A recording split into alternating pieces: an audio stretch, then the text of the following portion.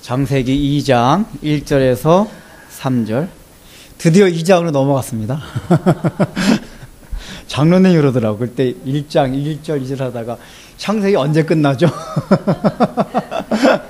이게 한 절 한 절 다 하면 제가 올 때 창세기에서 요한계시록까지 천국 갈 때까지 못할 것 같아요. 창세기를 한다 요한계시록 할까 이렇게 처음과 끝 딱 그렇게 할까 생각 중인데. 자, 우리 2장 1절에서 3절 우리 같이 읽도록 하겠습니다. 시작. 천지와 만물이 다 이루어지니라. 하나님이 그가 하시던 일을 일곱째 날에 마치시니 그가 하시던 모든 일을 그치고 일곱째 날에 안식하시니라. 하나님이 일곱째 날을 복되게 하사 거룩하게 하셨으니 이는 하나님이 그 창조하시며 만드시던 모든 일을 마치시고 그날에 안식하셨음이니라. 아멘. 여러분 6일째 우리가 6일째 되는 날 중에서 가장 중요한 게 뭐였죠? 하나님의 형상대로 이분을 받은 우리 인간의 창조라고 했습니다. 오늘도 우리 이제 지금 방금 찬송가를 불렀는데 여러분들 그 주님의 형상을 닮아가기 위해서 몸부림치고 있습니까? 주님의 형상을 닮아가는 사람 중에 가장 첫 번째 나타난 특징 중에 하나가 뭐냐면은 어떤 사람들 가운데서도 하나님의 형상을 볼 수가 있어요. 예, 그런 말 있잖아요. 도둑놈 눈엔 도둑놈만 보이고 부처 눈엔 부처만 보인다. 그런 얘기 있잖아요. 그러니까 자기가 하나님의 형상을 많이 닮아갈수록 상대방이 누구를 보여요? 거기서 하나님의 형상을 봐요. 근데 여러분 오늘날 어떻습니까? 우리가 전부 사람의 외모를 보고 판단하는 시대에 살아가고 있잖아요. 외모라는 게 굳이 꼭 이렇게 이쁘고 한 이 외모뿐만 아니라 외모라는 걸 이렇게 외연을 확장하면 뭐죠? 얼마나 돈이 있느냐, 얼마나 좋은 학벌을 가졌느냐, 권력을 가졌느냐, 하든지 더 나가가지고 얼마나 예쁜 외모를 가졌느냐. 그래서 성형 왕국이란 오명을 들을 정도로 우리나라가 이렇게 외모에 신경 쓰는. 여러분, 이게 굉장히 죄악된 우리 속성들 드러내는 일들이 외모. 여러분, 자기가 이제 노아 홍수 때 이제 한번 하겠지만은, 여러분, 노아 홍수를 하나님이 직접적으로 심판하게 된 직접적인 원인이 있어요. 뭔지 아세요? 그 당시 사람의 외모 지상주의가 있었어요. 나중에 이제 우리 6장, 9장 가면 할 거예요. 그 외모 지상주의로 인해 가지고 하나님이 직접적인 심판의 계기가 되었어요. 나중에 살펴보게 되지만. 근데 그게 왜 중요하냐면은 그 외모 지상주의를 통해서 사람들이 막 추구했던 게 뭐냐면은 사람들 모습에서 하나님의 형상을 보지 못하고 다 뭐예요? 다 하나님의 형상을 가린 다른 걸로 봤단 말이에요. 여러분들 어떻게 보세요? 여러분 아내를, 남편을, 또 주위의 직장에서 친구들을, 동료들을 볼 때에 정말 그 안에 있는 하나님의 형상을 보고 있습니까? 하나님의 형상을 볼 때 그 모습이 얼마나 아름답겠습니까? 손양원 목사님이 어떻게 해서 그 나환자들 그 고름을 막 입으로 빨아줬겠어요? 막 그거는 지식으로 되는 게 아니에요. 그러니까 손양원 목사님의 그 마음속에는 문둥병 환자 그 외모는 얼마나 다 일그러지고 찌그러졌어요. 그 얼굴들 봐요. 나환자들은 보통 사람들은 보기도 징그러워서 못 보는 그런 얼굴들이에요. 근데 손양원 목사님이 그 나환자한테 가가지고 얼굴을 쓰다듬고 그 여기에 빨아주면 이렇게 시원하대요. 그걸 막 입으로 빨아주고 그런 일을 하셨어요. 근데 손동희 권사님 말에 의하면은 그걸 하시면서도 억지로 하거나 싫어하는 그런 표정이 하나도 없으셨대요. 되게 기쁜 마음으로 그렇게 감당하셨대요. 왜 그렇죠? 그 손양원 목사님 눈에는 그 나환자가 너무 아름답게 보인 거예요. 어떤 모습으로요? 하나님의 형상으로. 이건 제가 아무리 설교 잘 이런 거 소용없어요. 여러분들이 하나님의 형상으로 배고 여러분 가운데서 아주 못난 문둥병, 우리 교회 문둥병 없죠?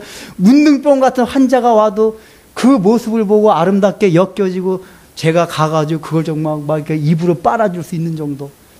그런 마음이 돼야 우리가 사람을 바라보면서 야, 정말 이 사람은 하나님의 형상을 입은 존재로구나. 그걸 깨달을 수가 있는 거고, 그렇게 된 사람이 지금 내 안에 하나님의 형상을 입어가는 거예요. 찬송가 부른 대로. 그 하나님의 형상을 입어가는 자들은 뭐예요? 우리가 험악한 일을 많이 당하고 험한 길을 걸어갈지라도 뭐예요? 내 마음에 불평이 없어지면 내 안에 하나님의 형상을 입어감이라. 찬송가 방금 찬송가 있잖아요. 그 형상을 닮아가야 된단 말이에요. 여러분들 내가 얼마나 하나님의 형상을 닮아가냐고 척도는 앞으로 그렇게 생각하세요.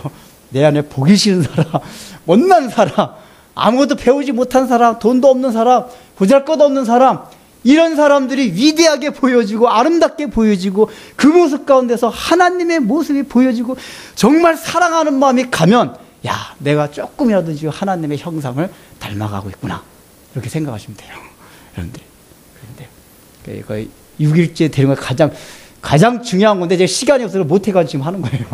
이걸 해야 돼요. 알죠? 6일째 하나님의 형상을 입은 그 하나님의 꽃, 창조의 꽃인 인간, 거기 우리가 가장 배울 점입니다. 자, 오늘 이제 2장 1절에서 3절 이제 안식에 관한 거에서 이제 우리가 이제 살펴보기로 하겠습니다.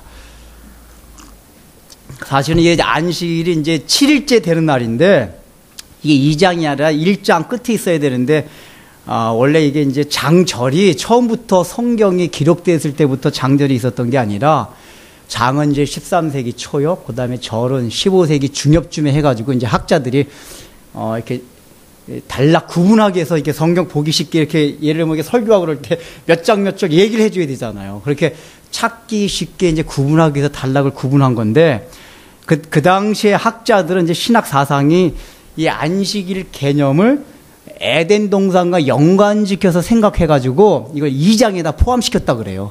근데 제가 볼 때는 그 당시 학자의 생각이 조금 이제 좀 빗나간 것 같아요. 원래 이 2장 1절 3절 7일째 되는 날은 하나님이 6일째 창조한 뒤에 7일 때 쉬셨던 그 전체 7일 창조에 연계시켜서 1장에 넣어야지 더 맞을 것으로 보입니다. 뭐 어쨌든 하여간 1장에 들어갈 건데 2장에 들어갔는데 이제 안식에 관한 규례를 살펴보고자 하면은 여러분들이 이제 여기서 지금 오늘 이 천지와 만물이 다 이루어지니라 할 때 그 다 이루어지니다는 히브리어의 뜻이 뭐냐면 원어의 뜻이 뭐냐면은 하나도 부족함이 없이 완전히 충족되고 완성되다 그런 뜻이에요. 그러니까 일부러 하나님이 이런 표현을 쓴 건 뭐냐면은 지금 첫째 날부터 여섯째 날까지 이거 쭉 살펴왔습니다. 그런데 첫째 날부터 여섯째 날까지 한 게 하나도 이게 계속해서 하나님 보시기에 아름다웠더라, 보시기에 아름다웠더라 이 말씀을 계속 하셨잖아요.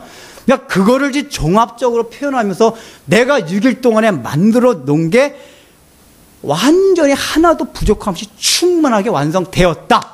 어떤 점에서요? 지금 너희 피조물, 특별히 나의 형상을 입은 너희 사람들, 인간이 살아가게 아무 부족함이 없는 모든 풍요로움을 누릴 수 있는 완전 상태가 되었다.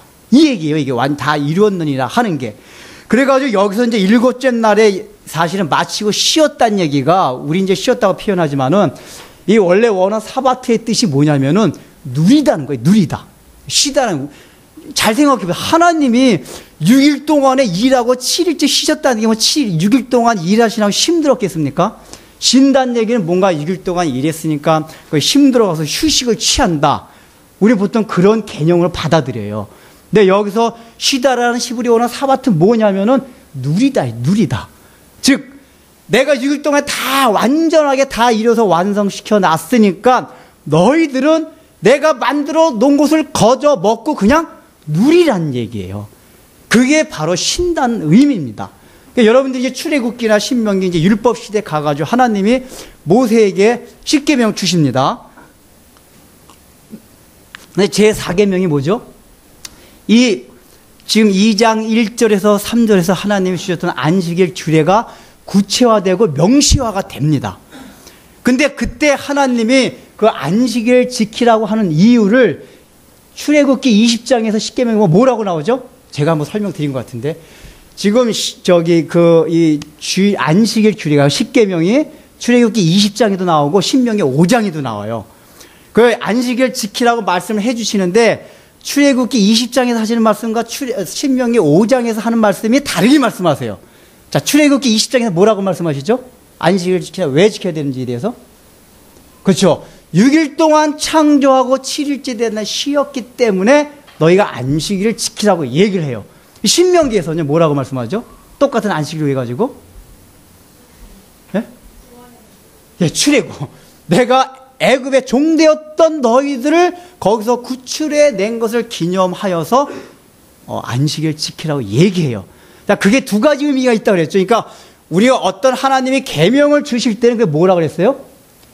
하나님의 속성, 성품, 어떤 구원의 원리, 이거를 메시지화한 게 계명이라고 했어요. 여러분 그 개념을 잘 이해하셔야 돼요. 하나님이 어떤 계명을 주실 때는 우리는 단순하게 어떤 윤리 도덕적인 개념으로 받아들이면 안 돼요.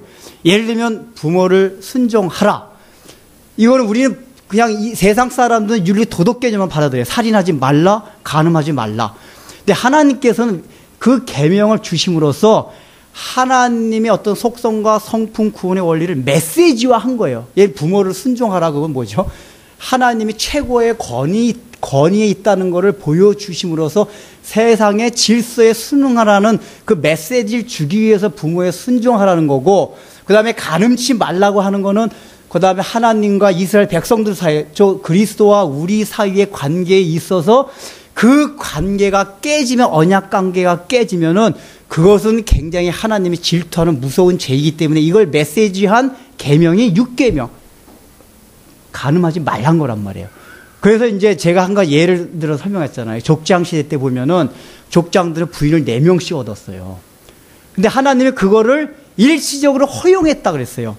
근데 만약에 물리적으로 실제로 일부 일처 자체가 하나님이 완전하게 생각하는 100% 진리라고 한다면은 절대로 허용을 하면 안 돼요. 근데 원래 일부 일처제가 하나님이 주신 원리임에도 불구하고 족장 시대 때는 사람들이 악함을 인하여서 잠깐 몇 명씩 부인을 얻어도 허용을 했어요. 대신 어떤 원리를 했죠? 4명을 얻었으면은 그 4명의 부인 이외에 다른 데 눈 돌리는 걸 간음죄로 규정을 했어요. 그러니까 1명이나 2명, 3명, 4명, 4명까지 그냥 한 부인으로 생각한 거예요. 왜 그런 걸 허용했냐 하면은 하나님이 처음부터 일부 일처를 두신 원리 자체가 뭐냐면은 오직 너희들, 내가 너희만 사랑하듯이 너희들도 나만 사랑해야 된다. 그걸 벗어나면 내가 죽이겠다. 이 뜻이란 말이에요. 그거를 메시지한 게 간음하지 말라. 이런 거란 말이에요. 그러니까 이 4계명도 안식일을 지키라는 것도 그런 하나님이 창조주요, 또 신명기에 나타난 우리 예수 그리스도가 우리의 구속주요 하는 것을 메시지화한 게 바로 4계명이에요. 그러면은 이제 중요한 게 뭐냐면은 첫 번째, 하나님이 이걸 다 창조하셨기 때문에 제7일째 되나 쉬었다. 이 개념은 뭐냐면은 하나님이 너희들이 창조한 모든 이 세계 자체가 너희가 노력하거나 힘쓰거나 수고해서가 아니라 너희들은 그냥 내 안에 들어와 있는 상태, 나의 통치 안에 들어와 있는 상태에 있기 때문에 모든 풍요를 다 누릴 수 있다는 것을 말해주는 거예요. 아담화가 처음에 창조됐을 때는 어떤 상태였죠? 하나님의 온전한 통치를 받을 수 있는 상태로 지음을 받았어요. 그 상태에서는 하나님이 가진 모든 것이 풍요가 있기 때문에 그 풍요를 다 누릴 수가 있었어요. 그게 안식 개념이에요. 누리는 개념. 다 누릴 수가 있었어요. 근데 여러분, 이것이 깨졌습니까? 안 깨졌습니까? 나중에 깨져요. 아담화가 선악과를 따먹으면서 깨져요. 근데 그 전까지는 하여간 너희가 아무것도 노력할 필요가 없다. 힘쓸 필요가 없다. 내가 다 풍요의 근원이기 때문에 너희는 이거 내가 나한테 흘러나오는 것을 받아 먹고 누리기만 하면 된다. 마찬가지로 구원에 있어서도 그래요. 구원도 어떤 거죠? 너희가 이제 하나님이 재창조 사역을 해야 됩니다. 아담화가 선악과를 따먹음으로써 이 풍요의 근원에서 끊어졌어요. 그래서 재창조가 다시 필요하게 됐어요. 그래서 예수님이 오셔가지고 재창조 사역, 구원의 사역을 하는데 그것을 예수님께서 다 해놓으셨어요. 예수님이 요한복음에 보면은 마지막에 십자가상에서 다 이제 창으로 찔리고 마지막에 그 신포도주 마시고 나서 운명하시기 직전에 하신 말씀이 있어요. 예수님이 그 가상치료, 그러니까 십자가상에서 하신 말씀 중에서 맨 마지막 제가 무엇입니까? 요한복음 19장에 나오는 게 다 이루었다. 그 다 이루었다라는 그 단어와 오늘 요 창세기 지금 2장 1절에 다 이루었느니라, 이와 동일한 단어예요. 동일한 단어. 즉 2장 1절에서는 물리적인 세계를 하나님께서 완전하게 창조를 했어요. 그러니까 너희 받아 누리라. 그게 제7일 안식의 개념이에요. 근데 요한복음에서 예수님이 십자가상에서 다 이뤘다 하고 운명하시니라. 즉 예수님께서 십자가상에서 재창조의 사역을 다 이루고 나서 그 다음에 뭐예요? 이제 부활, 8일째 부활되셨어요. 부활되시고 나서 너희가 그걸 받아 누리라 하는 게 구원이란 말이에요. 그러기 때문에 이 구원에 있어서도 우리가 해야 할 일은 아무것도 없다 그 얘기예요. 그러니까 우리가 안식일 규례 때 아무 일을 하지 말라 그래서요. 실제로 안식일 규례에서는 이 일을 하면 어떻게 돼 있죠? 돌로 쳐서 죽임을 당해요. 여러분 생각할 때 안식일 날 그러면 조금 일하는 게 무슨 큰 잘못이기로 그걸 죽일 수가 있느냐라고 생각할 수가 있어요. 근데 하나님의 계명은 그런 윤리 도덕적인 개념이 아니라고 말씀드렸죠. 뭘 메시지 한 거라고 했어요? 안식일 날 일을 한다는 개념은 뭐냐면은 하나님 천지 창조하지 않았습니다. 모든 풍요의 근원이 하나님이 아닙니다. 그래서 나는 풍요를 내가 돈을 벌어서 내가 열심히 노력해서 내가 열심히 공부해서 그렇게 해서 그 풍요를 찾겠습니다. 내가 그걸 통해서 누리면서 살겠습니다. 이 얘기란 말이에요. 또 반대로 재창조 사역에서는 무슨 얘기냐면 예수님이 다 이뤘다 했지만은 아닙니다. 나는 내가 노력을 하고 내 공로를 가지고 내가 선하게 살아서 내가 어떻게 좀 더 죄를 안 짓고 힘쓰고 살아가지고 내가 새로운 하나님의 형상을 닮아 가겠습니다. 이렇게 하는 거랑 똑같다. 내가 이 일을 한다 그 얘기예요. 그러니까 주일날 안식일날 일을 한다는 개념은 뭘 메시지 한 거냐면 너희가 구원을 위하여서 너희 할 것이 아무것도 없다. 그들의 구원을 받아들이라 그 얘기예요. 이 얘기가. 이게 죽임을 당하는 지가 왜 그러냐면은 너희 스스로 구원을 얻기 위해서 노력하고 너희의 공로로 구원을 받으려고 한다면은 너희의 궁극은 죽음이다 그 얘기예요. 죽음. 지옥의 형벌을 받는다고 해요. 영적인 생명에 있어서 반드시 하나님과 단절을 당하는 죽음을 당한다. 그걸 메시지한 게 주일날 안식일날 일하면은 돌로 쳐서 죽인 거란 말이에요. 하나님이 잔인해서 그런 게 아니에요. 그걸 메시지를 보여준 거예요. 그러면은 이 하나님께서 이렇게 메시지를 보여줬는데 이제 실제로 유대인들은 이제 어떻게 생각했냐면은 이 안식일 개념을 가지고 굉장히 수수히 많은 조그만 규례들을 만들어냈어요. 그래서 오늘날도 이제 이스라엘 가보면은 저는 이제 이스라엘 갔어도 직접적으로 그런 모습 못 봤는데 이 사람들 엘리베이터를 타면 엘리베이터 이렇게 버튼을 안 누른대요. 그 엘리베이터 버튼을 누르는 게 일한다는 개념을 그걸 이제 랍비디 정해냈대요. 주일날 일하는 게 모자이크가 쫙 정해놨대요.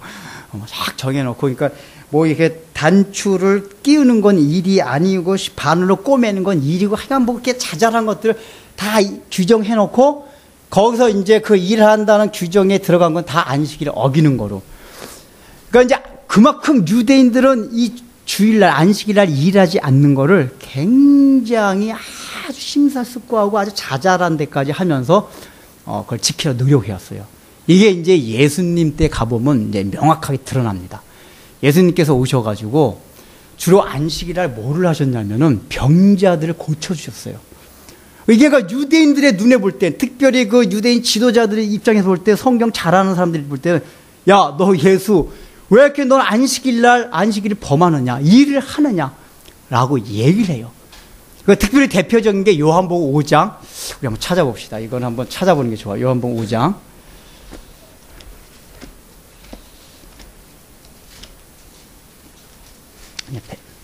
베데스다 연못가에 나오는 얘기인데,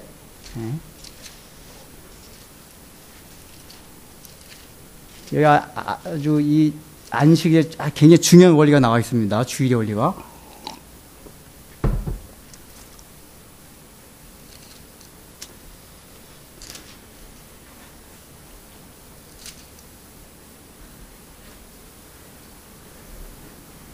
자, 5장 그냥 시간 관계상 한번 5장 17절만 한번 읽어보겠습니다. 5장 요한복음 5장 17절 시작.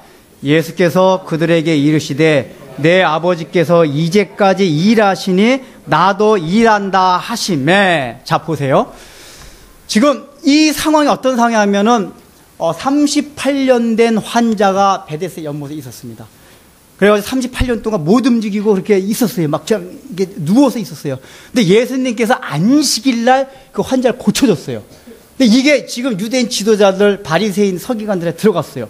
그래서 이 사람들이, 야, 예수 너는 왜 그렇게 하나님 말씀을 전하면서 정작 중요한 안식일을 어겼느냐? 안식일 날 일하지 말라 그랬는데 왜 일하냐라고 지금 예수님한테 질문을 하는 거예요.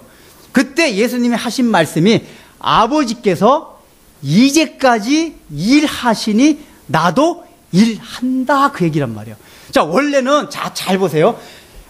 유대인들이 지금 예수님한테 따지는 안식일 규례, 즉 안식일 날 일하지 말라는 그 규례, 이 창세기 2장 1절 3절서부터 이게 이제 명시화된 10계명 중에 4계명, 이 계명을 주신 게 왜 주셨죠?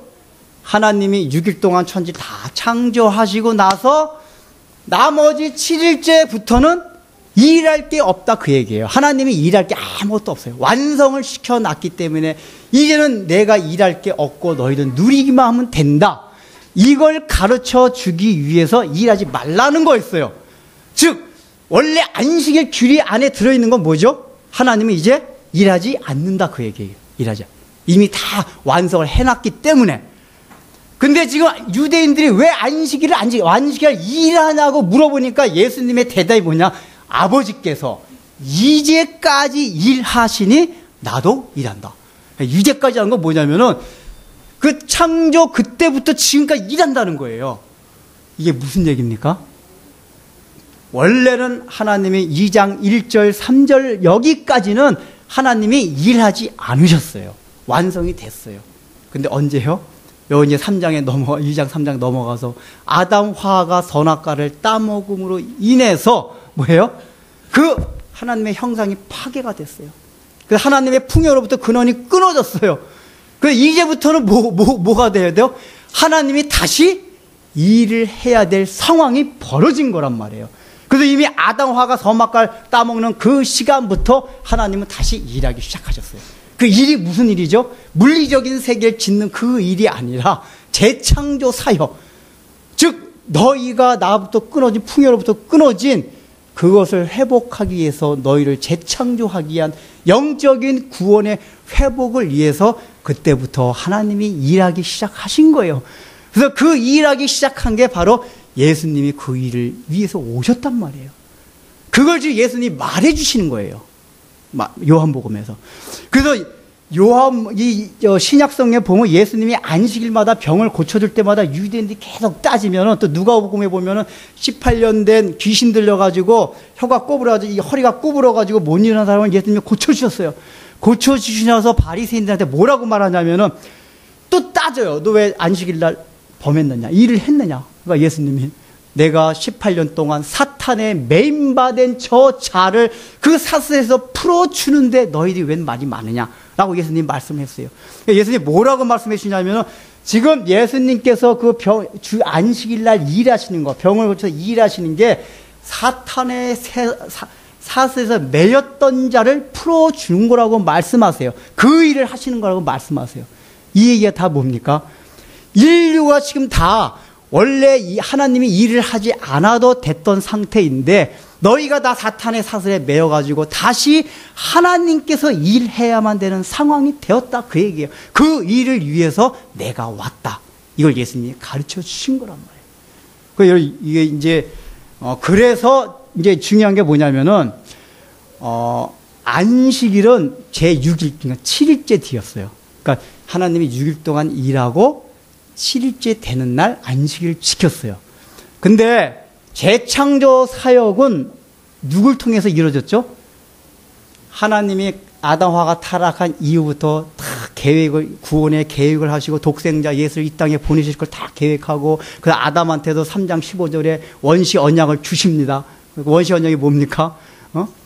뱀의 머리가 너의 발끝을 상하게 할 것이나 여자의 후손이 내 머리를 상하게 할 것이라는 최초의 원시 복음 언약을 주세요. 이미 그때부터 하나님 계속 이제 일하기 시작하신 거예요. 어떻게 해가지고 내가 그렇게 해가지고 너를 택하고 또 아브라함을 택하고 이스라엘 민족 가운데 예수 독생자를 보내기 위해서 그걸 통해서 구원의 일을 하실 것을 계획하시고 그때부터 일하기 시작하신 거예요. 그래서 예수님이 오셨어요. 자, 그러면은 예수님이 오신 다음에는 제7일까지 일을 하셨어야 돼요. 여러분들 봐봐. 예수님이 언제 돌아가셨죠? 6월절 날 돌아가셨어요. 6월절 날. 그리고 안식 후 첫날 부활하셨어요. 자, 안식 후 첫날이 몇째 날입니까? 8일째예요. 8일째. 그러니까 6일이 원래 유대인들의 안식일이었고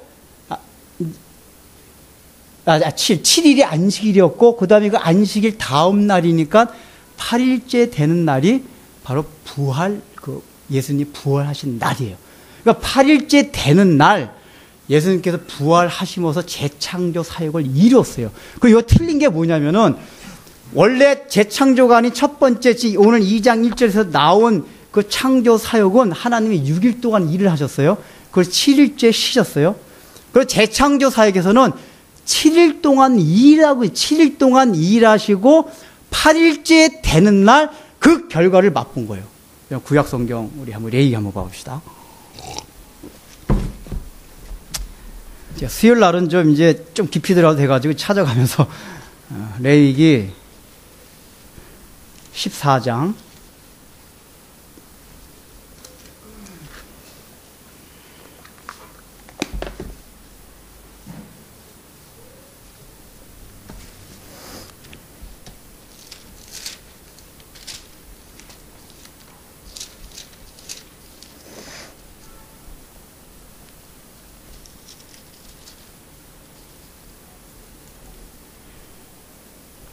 우리 한번 7절부터 한번 10절까지 읽어보겠습니다.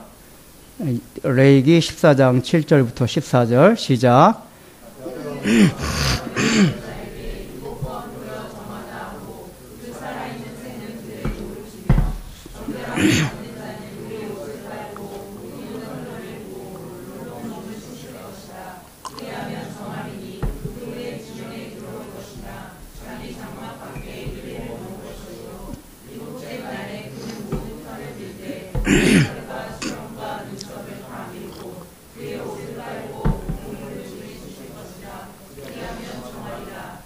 여덟째 날에 그는 흠없는 어린 순양 2마리와 1년 된 흠없는 어린 암양 1마리와 또 고운 가루 10분의 3 에바의 기름 섞은 소재밀과 기름 한 줄 취할 것이요 정결하게 하는 제상은 정결함을 받은 자와 그 물건들을 회막 문전 앞에 두고지. 자, 여기까지만 하겠습니다.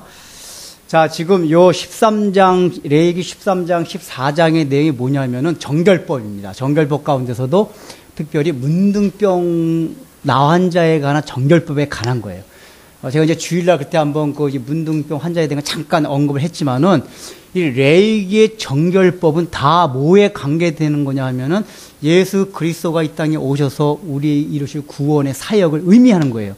근데 특별히 이제 문둥병자는 우리 모든 인류가 문둥병과 같은 그런 영적인 문드러진 병에 걸렸다는 걸 보여주시고 그 정결케 하는 과정을 통해서 구원의 원리를 보여주는 게 13장, 14장입니다.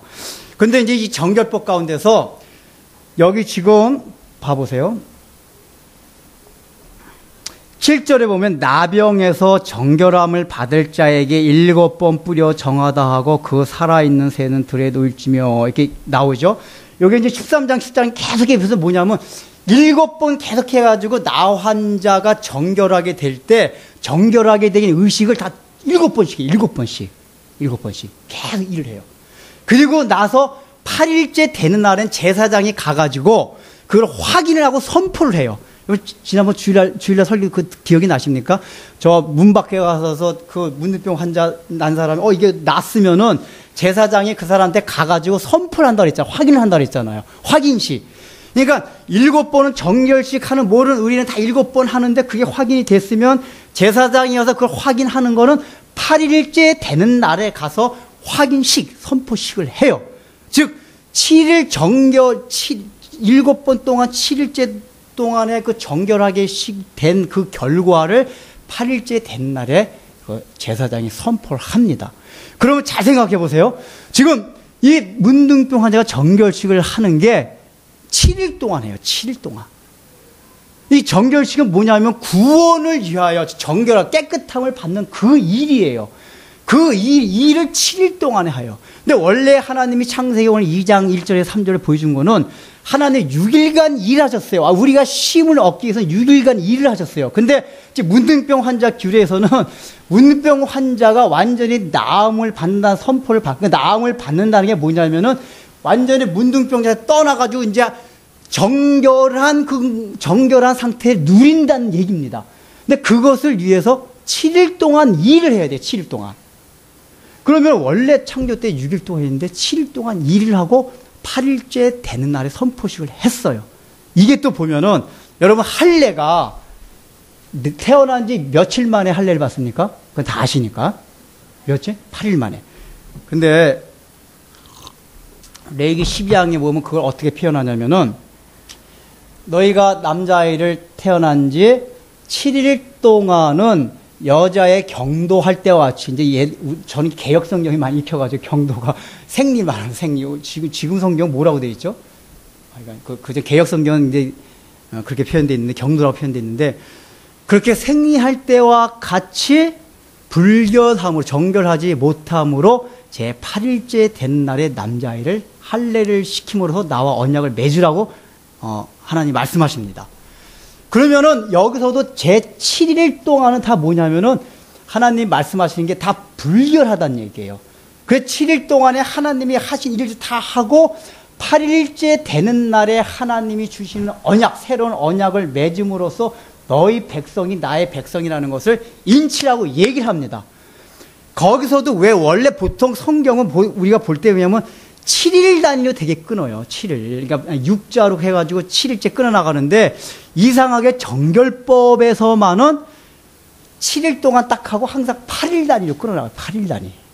이게 뭐냐면은 구원에 있어서 항상 일을 한 게 7일째 일을 한다는 얘기예요. 자, 7일째 일을 한다는 얘기가 뭡니까?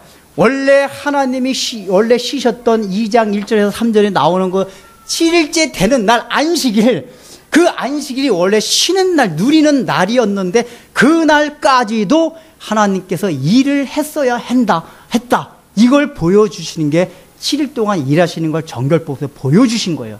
그리고 마지막에 예수님이 오셔가지고 부활하시는 거를 8일째 되는 날, 오늘날은 그게 주일이죠. 주일날 부활하셨단 말이에요. 언제까지 일을 하셨어요? 7일째까지 하나님이 그거를 다, 예수님께서 죽음으로써 마지막 지옥의 음부의 고통을 당하는 그 일을 다 하시고 나서 8일째 된 날 부활하심으로 재창조 사역이 완성이 됐단 말이에요. 이거 이해되세요, 이거 지금? 네? 그러니까 우리가 안식일의 의미를, 그래서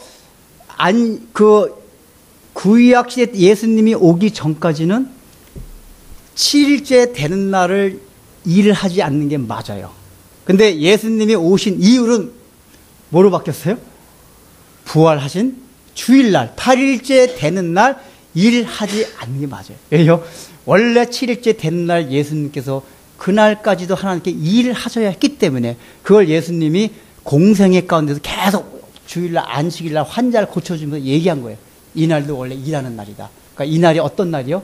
그 원래 하나님이 처음에 창조하셨을 때 7일째 되는 날 일하지 않으셨던, 쉬셨던 그 날도 지금 내가 일하고 있다. 일하러 왔다. 이걸 보여주시고 부활하시면서 그걸 완전히 선포하신 거란 말이에요. 그러면 여기서 끝나는 거냐? 그게 아니에요. 만약에 이게 안식일이 하나의 메시지라면은, 예수님께서 그러면 구속사역을 그럼 8일째 되는 완성을 했으니까 우리는 이제부터 주일 안 지켜도 되지 않습니까? 라고 얘기를 할 수가 있어요. 자, 근데 예수님께서 말씀하신 거는 8일째 되는 날 부활하시고 나서 나중에 또 뭐라고 말씀하셨죠? 제자들한테 내가 다시 너희를 데리고 올 때까지 지상명령을 내리셨어요. 내가 가르친 것을, 모든 것을 분부한 것을 지키고 세례를 주고 모든 것을 가르쳐 지키게 하라고 예수님 말씀하셨어요. 그러면서 보라, 내가 세상 끝날까지 너희와 항상 함께 있으리라 하시면서 다시 올 것을 말씀해 주세요. 그러니까 다시 올 것을 말씀해 주신다는 건 뭐냐면은 그 완성이 예수님이 재림하심으로써 이루어진다 그 얘기예요. 이게 이제 어떤 비유를 들 수 있느냐 하면은 2차 세계대전 때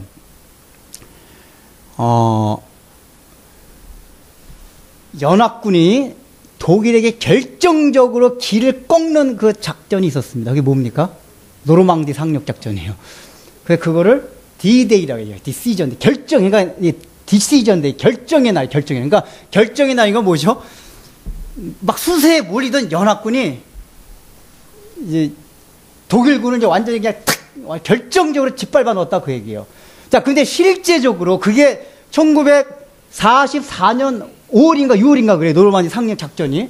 근데 실제적으로 베를린이 함락되고 완전히 독일이 항복한 거는 그로부터 한 거의 1년 지나가죠. 1년은 아니고 1945년 정확한 날짜 기억 안 나는데 하여간 45년 거의 1년 지나가지고 베를린이 완전히 함락되고 독일이 항복했어요. 그날을 뭐라 그럽니까? 빅토리데이, V-Day. 빅토리데이라고 그래요. V-Day.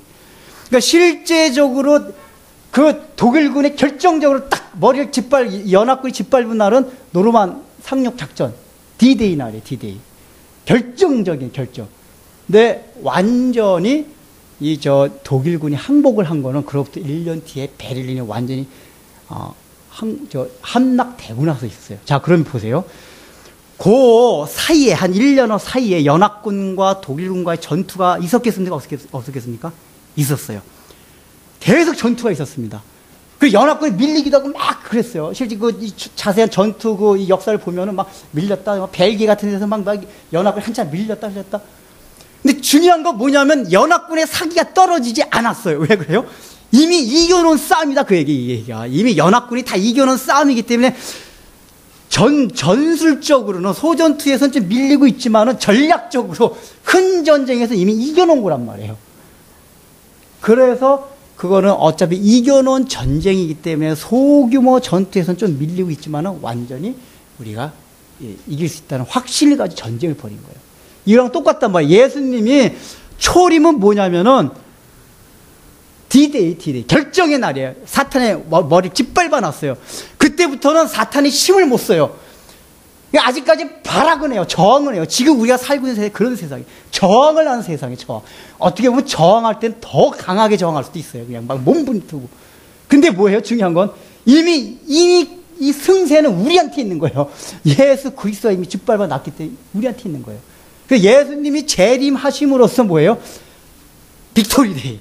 완전히 전쟁이 끝나는 거예요, 이제 선포가 되는 거예요. 전쟁 끝났다. 그게 이제 예수님이 재림하실 때란 말이에요.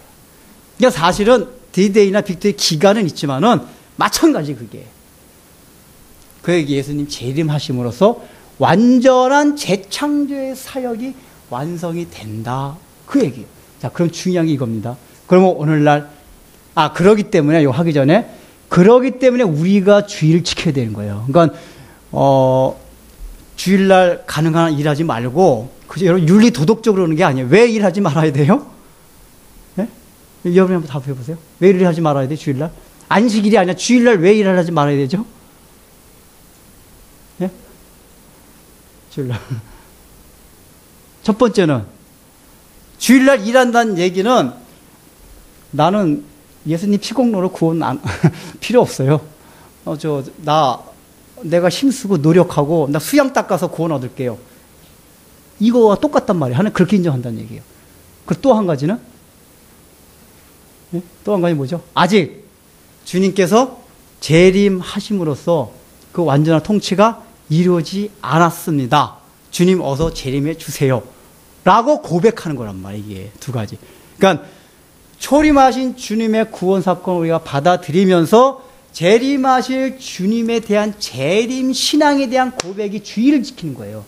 그러니까 구약 때 안식일을 지키면 무슨 의미였죠? 초림 예수님을 기다리는 거예요. 그러니까 구약 때 안식일을 지키는 거는 초림 예수님.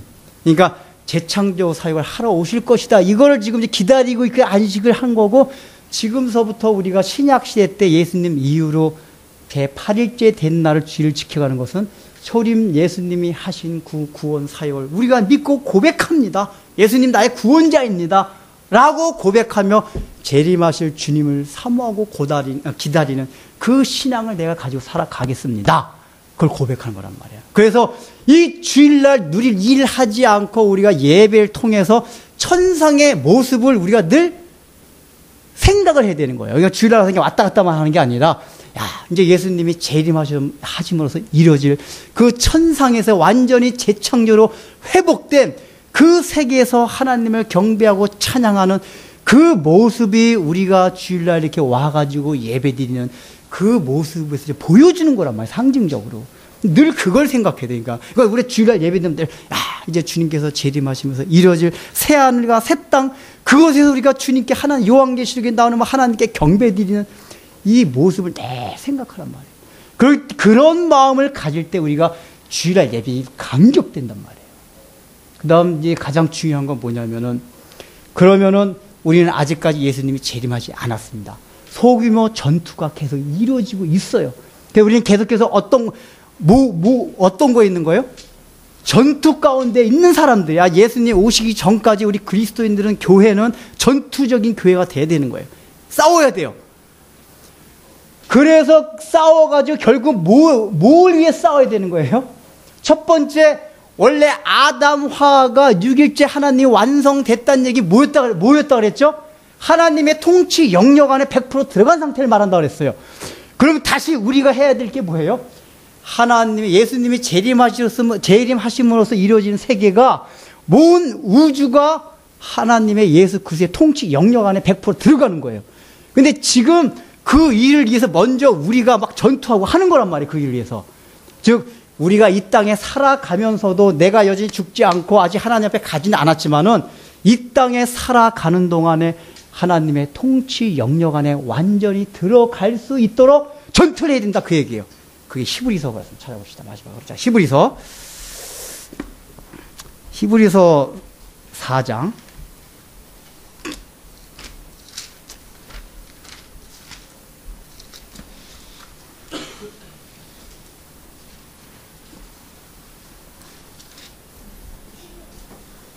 자, 9절서부터 11절까지 한번 읽어보겠습니다. 히브리서 4장 9절에서 11절.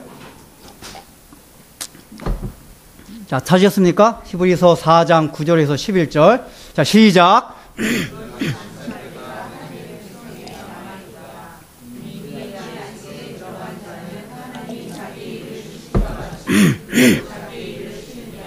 그러므로 우리가 저 안식에 들어가기를 힘쓸지니 이는 누구든지 저 순종하지 아니하는 본에 빠지지 않게 하려 함이라.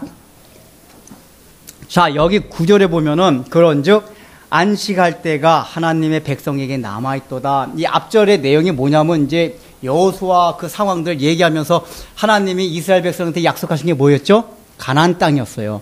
이 가나안 땅은 뭘 상징하는 땅이었냐면, 하나님이 온전하게 통치하시는 땅이 가나안 땅을 주신 거예요, 그게. 근데 여러분들, 그걸 상징적으로 보여줬는데, 실제로 이스라엘 백성들이 처음 가자마자 그냥 그 적과 꿀이 흐르는 땅을 막 누리면서 살았습니까? 안 그래요. 우리가 이제 오해하는 게 뭐냐면은, 여호수아서 항상 읽으면은 이렇게 막 그 여호수아의 뭐 훌륭한 리더십, 영웅 뭐 이런 걸 이렇게 본받으려고 하는데, 그게 아니라 하나님께서 그 지렁이 같은 이스라엘 백성들을 그 가나안 땅, 하나님이 완전히 통치하시는 영역 안에 들어가기 위해서 어떻게 인도하셨냐를 보여주는 게 여호수아서예요. 그래서 여러분, 가나안 땅 들어가자마자 첫 번째 한 게 뭡니까? 여리고와 전쟁을 했어요. 이스라엘에서 이상하게 생각했어요. 아니, 분명히 아브라함과 이삭과 우리 조상들한테 약속한 거는 적과 꿀이 흐른 땅을 들어가게 해주겠다고 했는데, 막상 이제 요단강을 건너 들어가 보니까 계속 싸워야 돼요. 그래서 결국 가나안 땅이 뭐예요? 정복전이. 계속 정복하고 정복전쟁이었어요. 왜 정복전쟁을 했습니까? 하나님의 통치를 온전히 받기 위해서는 정복전쟁이 필요하다, 그예요. 정복전쟁. 싸움이 필요하다. 그걸 보여주시려고 여호수아에서 계속 싸워요. 그래서 그 통치가 온전하게 이루어지는 때가 다윗 왕 때 완전히 가나안이 정복이 됩니다. 히브리서 앞장이 그 내용이에요. 다윗 왕 때. 그러면은 다윗 왕 때 가나안을 정복했으면 하나님이 주신 그 안식을 너희들이 누릴 수 있는 것이냐라고 히브리서 기자가 반문하면서 한 말이 9절부터 11절이요. 뭐예요? 그런즉 안식할 때가 하나님의 백성이 남아있도다. 이 얘기 뭐냐면은 너희가 지금 팔레스타인 땅 정복한 거, 그 가나안 땅이 안식의 땅이 아니다 그 얘기예요. 남아있도다 그 얘기야. 남아있도다. 그러면서 뭐라고 나옵니까? 자, 그 다음에 남아있도다. 그 너희들이 생각했던 가나안 땅, 그게 진짜 안식의 땅이 아니다 그 얘기입니다. 안식이 아니다 그 얘기예요.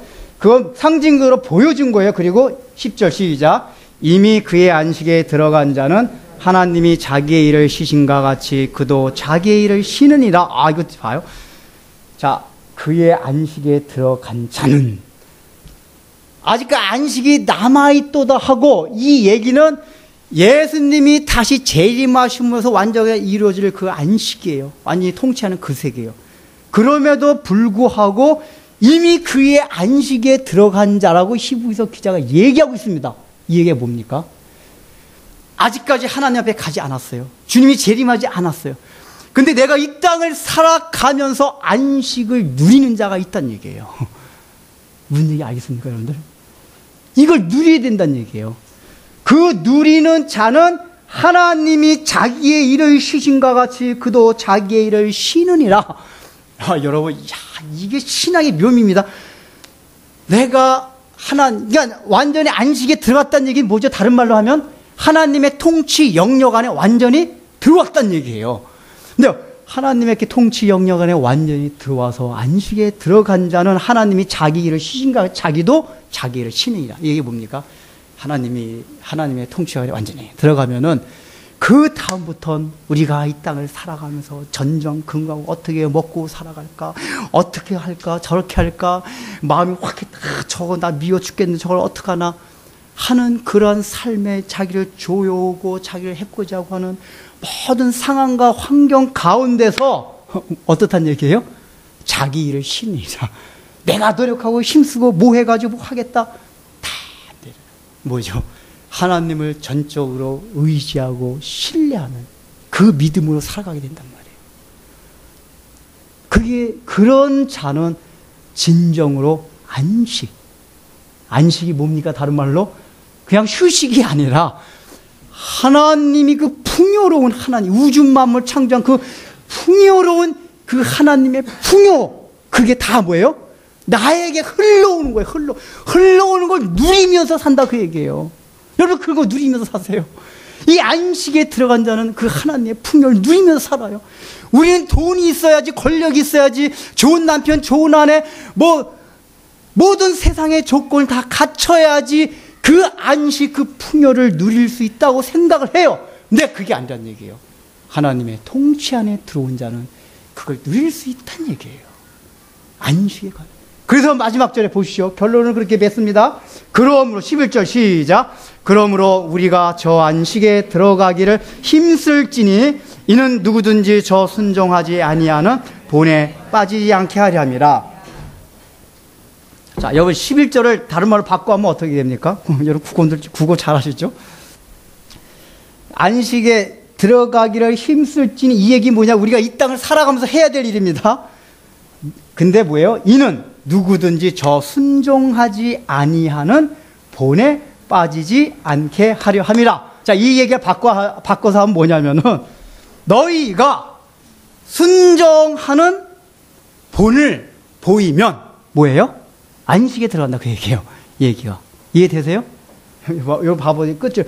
그러니까 그러니까 안식에 들어가기를 힘써야 되는데 왜 힘써야 되냐 하면은 순종하지 아니하는 본에 빠지지 않게 하기 위해서 안식에 들어가야 된다는 얘기예요. 그러니까 이 얘기를 바꿔서 얘기하면 뭐예요? 순종을 하면은 그 안식할 수 있는 본을 보여줄 수 있는 삶을 살아간다 그 얘기란 말이에요. 이해되십니까? 네. 이거 10절 내용이 연결되는 거예요. 결국 순종한다는 게 뭡니까? 성경에서 순종이라는 건 맨날 목사님이 내 말에 순종하라 그게 아닙니다. 하나님의 통치 영역 안에 들어와서 이 순종은 신약에서 예수님이 하나님의 말씀에 순종한 온유함을 보였더라 그 순종이에요. 뭐죠? 너 독생자 예수 그리스도가 이 땅에 하나님의 뜻을 받들어서 자기 생명을 내주기까지 순종한 그 모습, 완전히 하나님의 말씀에 뜻에 굴복해가지고 100% 엎드려서 내 자아가 완전히 죽어진 그 상태, 이게 온전한 순종의 상태란 말이에요. 그 순종하는 본을 보일 때에 우리가 안식에 들어갈 수 있다, 그 얘기예요. 그러니까 신앙생활은 매일 그거예요. 이제 여기 수요일 날 오신 분들이니까 처음 예수 믿으면 행복하고, 다 그렇게 해서 예수를 믿습니다. 실제로 맞아요. 막 행복 느끼고 막 좋은 일만 오고 그래요. 근데 신앙생활은 뭐냐? 전투예요, 전투. 그리고 끊임없이 내가 죽어가야 돼요. 자아가 죽어줘야 돼요. 그래서 하나님의 통치 영역 안에 계속해서 들어가는 그 작업, 이게 신앙생활이에요. 그러니까 결론을 얘기하면 뭡니까? 신앙생활 어떻게 보면 힘들어요. 그냥 까놓고 얘기하면 신앙생활이 힘든 겁니다. 이럴 줄 알아서 안 믿을 걸 그랬죠. 이럴 줄 알아서 안 믿을 걸. 하나님 처음에 다 사탕도 주고, 봐라, 이렇게 해가지고, 이렇게 꼬셔놓고, 우리한테. 근데 봐봐요. 우리 찬송가들은 내 주를 가까이 하게 하면 십자가 진 같은 고생. 요즘 그런 찬송도 안 부르더라고, 교회에서. 십자가 진 같은 고생이나 내 일생 소원은 내 찬송하면서 주께 더 나가기 원합니다. 그래서 예수님이 좁은 길이라고 했잖아요. 이게요, 넓은 길이라고 말씀하시지 않았어요. 쉬우면 왜 좁은 길이라고 하셨겠어요. 이 길로 가는 자는 좁고 협착해서 오는 이가 별로 없고 저 넓은 길로 가는 사람 많다고 예수님 말씀하셨잖아요. 그 말세 때 예수님이 뭐라고 말씀해요? 말세 때가 되면은 과연 믿음이 있는 사람을 내가 볼 수 있겠느냐? 예수님 말씀하세요. 예수님 오실 때가 가까워.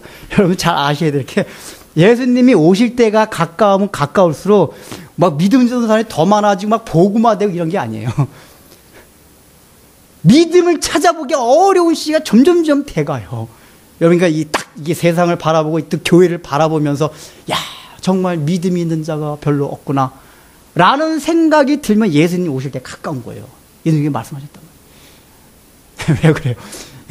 이게 신앙생활하기 힘든 거예요. 십자가예요. 근데 뭐예요? 생명의 길이에요.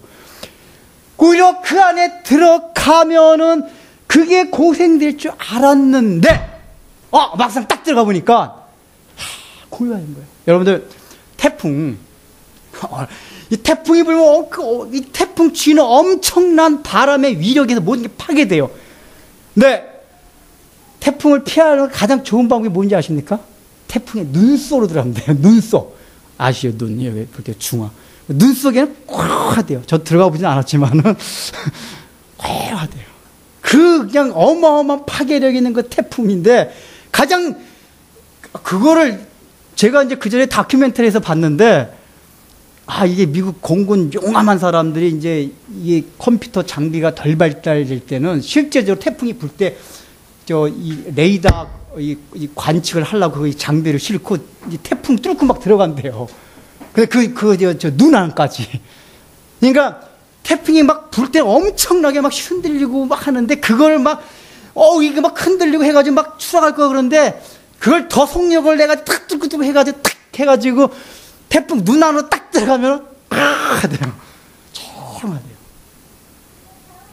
그래서 살아남은 사람도 있더라고요. 거기 다큐멘터리 한번 EBS에 나왔는데, 이거란 말이에요. 그러니까, 우리가 이게 들어가기 전에 저 무시무시한 바람을 저 어떻게. 근데 막상 그걸 뚫고 딱 들어가면, 참된 안식이 거기 있어요. 평안해요. 거기 어떤 바람도 불지 않아요.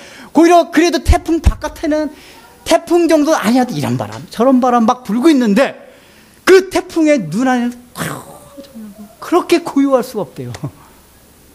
그래서 거기서 레이더 가지고 탁 해가지고 태풍의 이 성격, 진로 막 이런 걸 연구해가지고 데이터 쌓아가지고 그런 사람도 있어가지고 이제 그런 태풍에 대한 연구가 이렇게 막 풍성해졌다고 그러더라고요. 그냥 우리 우리 그리스도인 가운데 그런 사람이 많아질수록 뭐가 많아져요? 십자가 은혜에 대한 그 깊이가 막 풍성해지는 거란 말이에요. 이게 배워가지고 되는 게 아니에요. 들어가야 돼요. 들어가야 돼요. 그 태풍을 뚫고 눈 안으로 탁 들어갈 때, 이렇구나. 그래서 거기서 정말 하나님을 알아가는 지식이 우리한테 온단 말이에요. 여러분들, 마지막에. 그러므로 우리가 저 안식에 들어가기를 힘쓸지니 이는 누구든지 저 순종하지 아니하는 본에 빠지지 않게 하려 함이라.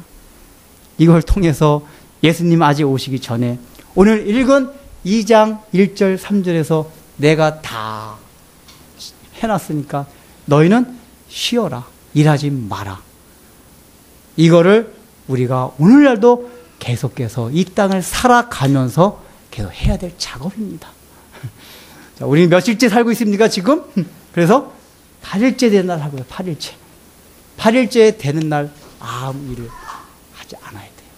우리는 일을 하지 않는 거 다 내 걸 내려놓고 주님 앞에 다 꼬꾸라져서 주님만이 나를 인도할 수 있는 분입니다. 주님만을 신뢰하고 의지하고 온유한 마음으로 완전히 순종하는 그런 자세로 살아갈 때 하나님이 원래 만드셨던 그 안식의 세계, 우리가 그것을 경험하면서 살아갈 수 있을 겁니다. 기도하겠습니다. 하나님 아버지, 참 우리 주님께서는 원래 이 피조 세계를 너무 아름답게 완전하게 지음으로써 우리가 어떤 노력을 하지 않고 힘쓰지 않아도 그 하나님의 풍요를 다 누릴 수 있도록 살게 만드셨건만, 그래서 제 7일째 되는 날 쉬라고 우리에게 명령하셨건만 아담화가 타락함으로 인해 우리는 그것을 잃어버리고 다시 주님께서 재창조의 사역을 위하여 오셨고 이제 그것을 이뤄놓으셨고 그것을 마지막 이제 완성하기 위하여서 우리는 지금 중간 도정에서 살아가고 있습니다. 이 일을 위하여 우리가 이 땅에 살아가면서도 마지막에 누릴 안식을 먼저 누리기 위하여 순종의 본을 보이며 주님의 통치 영역 안에 온전히 들어감으로써 그것이 비록 십자가를 지는 것이요 힘든 삶이라 할지라도 생명이 있는 것이요 그것을 통하여 주님께서 주시는 참된 신과 참된 풍요를 누릴 수 있음을 우리 마음에 깊이 인식함으로써 우리가 이 땅에서 주는 주님께서 우리의 환경을 통해서 주는 모든 십자가를 감사함으로 지고 그것을 통하여 참된 안식에 거할 수 있는 은혜들을 다 허락하여 주옵소서. 예수님의 이름으로 기도드립니다. 아멘.